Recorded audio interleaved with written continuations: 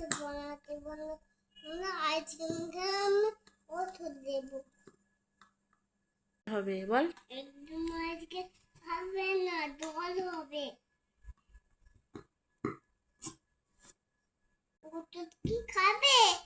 তোরে ছোটারি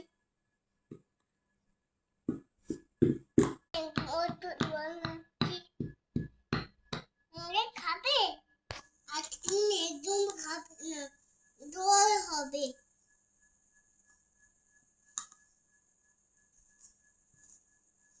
খাবে বলতে কে আইসক্রিম কে খাবে বলছে আমি তাই বল জল হয়